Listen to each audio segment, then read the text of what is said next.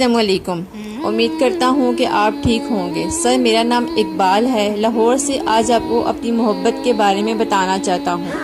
ہمارے محلے میں آج سے 10 سال پہلے ایک عورت نے اپنے محبوب کے ساتھ مل کر اپنے شوہر کو قتل کر دیا۔ تب میری عمر تقریباً 15 سال تھی۔ بس وہ دن تھا کہ مجھے شادی کے نام سے ڈر لگنے لگا۔ نہیں جانتا کیوں میرے دل میں یہ خود بیٹھ گیا۔ مجھے لگتا تھا میری شادی ہوئی تو میری بیوی بھی مجھے مار دے گی۔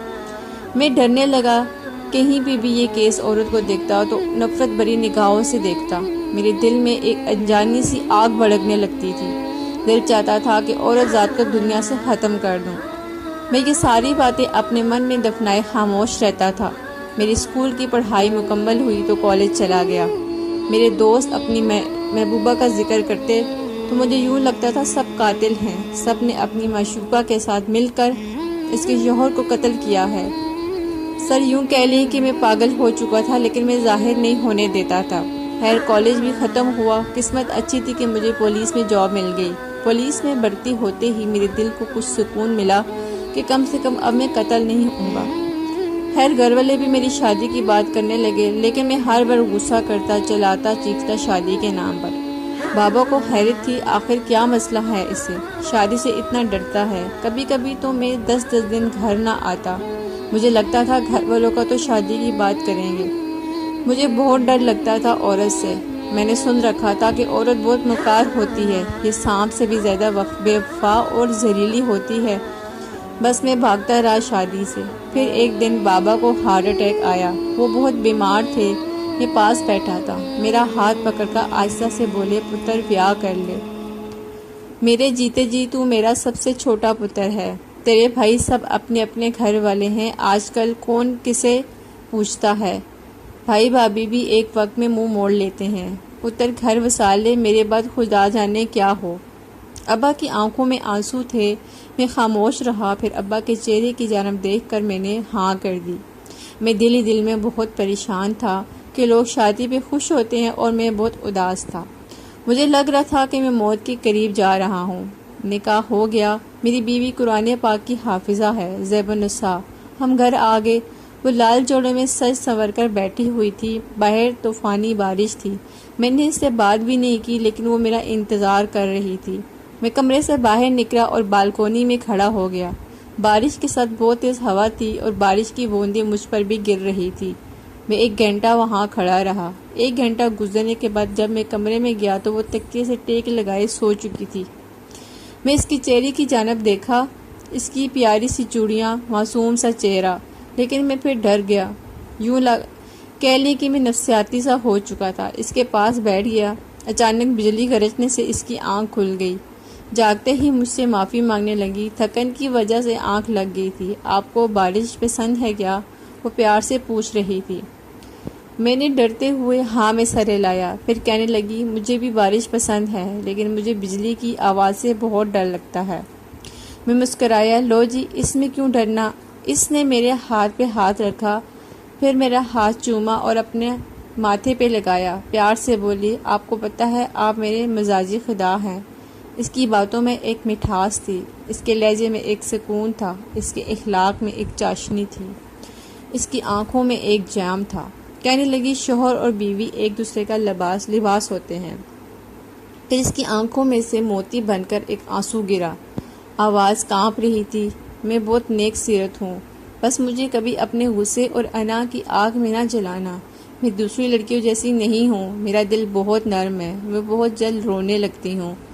مجھے جھگڑا کرنا نہیں آتا، مجھے چلاکیاں نہیں آتی، مجھے کوئی جتنا بھی برا کہہ لے خاموش رہتی ہوں۔ مجھے شکوہ کرنا نہیں آتا، مجھے خواہشات کا اظہار کرنا نہیں آتا، میری خاموشیوں کو سمجھ جایا کرنا، اور ہاں، کبھی میرا ہاتھ نہ چھوڑنا۔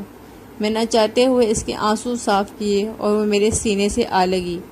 کہنے کہ وہ میری بیوی تھی، لیکن میرا خیال ایسے رکھتی تھی جیسے میں کوئی چھوٹا سا بچہ ہوں۔ میرے کھانے پینے سے لے کر میرے سونے پہننے تک میں 15 گھنٹے ڈیوٹی کر کے تھک ہار جایا کرتا تھا۔ گھر آتا اس کا مسکراتا ہوا چہرہ میرا منتظر رہتا۔ خدا کی قسم، جتنا بھی تھکا، اس کے خوش اخلاق گلابی چہرے میں نہ جانے کیا تھا کہ اسے دیکھتے ہی میری روح کو سکون مل جاتا۔ میں امی ابو سے ملنے کے بعد اس کے پاس جاتا، وہ میرا یونیفارم ترتیب سے رکھتی، پھر میری شرٹ کے بٹن خود بند کرتی، میرے پاس بیٹھ جاتی، میرے چہرے کی جانب دیکھ کر مسکراتے ہوئے کہتی، آپ تھک جاتے ہیں اتنا زیادہ، اپنا خیال رکھا کریں۔ میں نہ چاہتے ہوئے اس کا ہاتھ تھاما اور مسکرا کر بولا، میرا سکون تو آپ ہو، مجھے تھکن کیسے ہو سکتی ہے؟ مجھے تنخواہ ملی تو میں نے ساری تنخواہ اسے تھماتے ہوئے کہا، یہ لے میری تنخواہ۔ اس نے مسکرا کر میری طرف دیکھا، 80,000 روپے میں سے صرف 2,000 لیے اور کہنے لگی، یہ امی جان کو دے دیں، مجھے پیسوں کی ضرورت نہیں، آپ کے ساتھ کی ضرورت ہے۔ میں اس کے اس رویے سے بہت متاثر ہوا، جبکہ آج کل ہر لڑکی یہی چاہتی ہے کہ اس کا شوہر جو کچھ کما کر لائے اسے ہی دے، نہ کہ اپنے ماں باپ کو، اور میری شہزادی کی سوچ آج بھی کتنی مختلف تھی۔ یقین کریں میں اس دن اس کا مکمل ہو گیا، مجھے نماز کی تلقین کرتی تھی اور پھر میں 5 وقت نمازی بن گیا۔ ایک اور وہ بہت ہوشیار نہیں، بہت معصوم سی ہے، ہر بات پہ یقین کر لینے والی، کبھی مجھ سے جھگڑا نہیں کیا، ہاں کبھی اسے ڈانٹ دوں تو چپ ہو جاتی تھی۔ میں مذاق میں ایسے کہتا تھا کہ دوسری شادی کر لوں گا تو پیار سے کہتی، بالکل کر لیں، مجھے میرا حق مل رہا ہے، میں خوش ہوں، کر لیں۔ میں مسکرا دیتا، وہ بھی چپ ہو جاتی۔ وقت گزرتا رہا، اللہ پاک نے ہمیں ایک بیٹا اور بیٹی عطا کی۔ بیٹا بڑا تھا، میں آج بھی اسے ستاتا تھا کہ دوسری شادی کر لوں گا۔ وہ ہنستے ہوئے کہتی، اب 2 بچوں کے بعد کون دے گا لڑکی، جائیں کر لیں، میں نے نہیں روکتی، پھر گھر کے کاموں میں لگ جاتی۔ ایک دن میرے دماغ میں شرارت کا خیال آیا، سوچا اسے تنگ کرتا ہوں آج، اور وہ میرے لیے کھانا لے کر آئی اور میں نے غصے سے کہا، مجھے نہیں کھانا، اور میں فون پہ بات کرنے لگا۔ اچھا جان تم ہوٹل پہنچو، میں بھی آتا ہوں۔ وہ میری طرف سوالیہ نظروں سے دیکھنے لگی۔ میں نے الماری سے پرفیوم نکالی، لگائی اور آئینے کے سامنے کھڑا ہو کر بال سنوارنے لگا۔ وہ بیڈ پہ بیٹھی میری طرف دیکھ رہی تھی۔ میں اچھے سے ریڈی ہوا اور کمرے سے بیٹھ جاتے ہوئے اسے کہا کہ اب سے عادت بنا لو اکیلے کھانا کھانے کی۔ اس نے کھڑے ہو کر میرا ہاتھ پکڑا، آپ ایسا کیوں کہہ رہے ہیں؟ میں سخت لہجے میں بولا، تم ہی کہتی تھی نا کہ دوسری شادی کر لو، تو میں دوسری شادی کر رہا ہوں۔ لڑکی کے ماں باپ نہیں ہیں، بیچاری بے سہارا ہے، نیکی کا کام ہے۔ تم بتاؤ کیا چاہتی ہو؟ نظریں جھکا کر بولی، آپ کی خوشی میں میری خوشی ہے۔ میں نے کہا، ٹھیک ہے پھر تم بچوں کے ساتھ دوسرے کمرے میں شفٹ ہو جانا، یہاں نئی دلہن رہے گی۔ اچھا تم کو کوئی اعتراض تو نہیں؟ میرے چہرے کی جانب دیکھنے لگی، میرا ہاتھ اپنے ہاتھ میں لیے، اس بار وہ کمزور پڑ گئی تھی۔ اس کی آنکھوں سے آنسو جھلکنے لگے، مجھے چھوڑو گے تو نہیں نا؟ وہ آہستہ سے بولنے لگی، مجھے بس کبھی نہ چھوڑنا، میں ہر بات مان لوں گی آپ کی، مجھے اپنے دل سے کبھی نہ نکالنا۔ وہ دن بھر کی تھکی ہوئی تھی، گھر کے کام کرنا، پھر بچوں کو سنبھالنا، تھکن اس کے چہرے پہ تھی۔ میں نے سخت لہجے میں کہا، اچھا نہیں چھوڑوں گا، اچھا اب وہ میرا انتظار کر رہی ہوگی، تم کھانا کھا لو۔ وہ کیسے کھانا کھاتی؟ کبھی اس نے میرے بنا کھانا کھایا ہی نہیں تھا۔ چپ ہو گئی۔ میں بائک سٹارٹ کی اور چلا گیا۔ 12 بجنے والے تھے۔ میں گھر آیا، کمرے میں داخل ہوا، وہ بھی ابھی بھی رو رہی تھی، اپنے کپڑے الماری سے نکال کر ایک بیگ میں رکھ رہی تھی اور دونوں بچے گود میں اٹھائے ہوئے تھے۔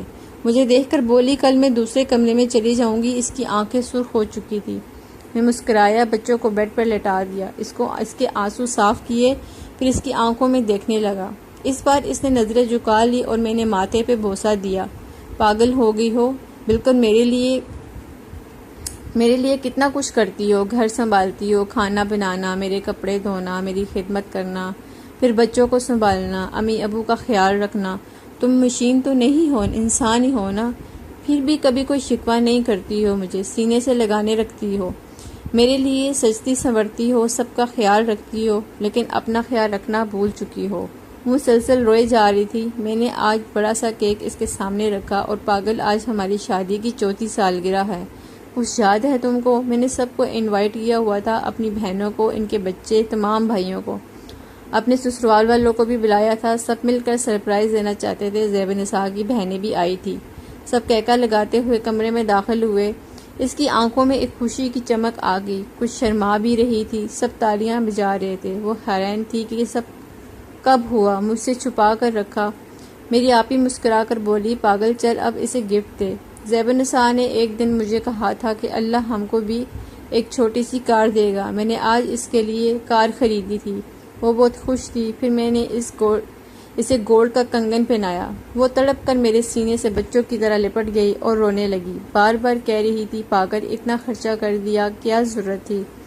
مجھے یہ سب کچھ نہیں چاہیے تھا، مجھے تو بس آپ کا ساتھ چاہیے۔ اس کا جسم ابھی بھی کانپ رہا تھا، وہ میری جدائی کا سنتے ہی شاید آدھی مر چکی تھی۔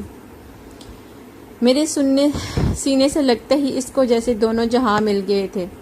میں اب اس کے سر پہ خود آئل لگاتا ہوں، اس کا خیال رکھتا ہوں، کیونکہ وہ بظاہر تو گھر کے کام کرتی نظر آتی ہے جو معمولی کام ہے، لیکن یقین کریں چھوٹے چھوٹے کام تھکا دیتے ہیں، اور ہم مرد پھر کہتے ہیں کہ آخر کرتی ہی کیا ہو، کھانا بنانا، جھاڑو پونچھا کرنا۔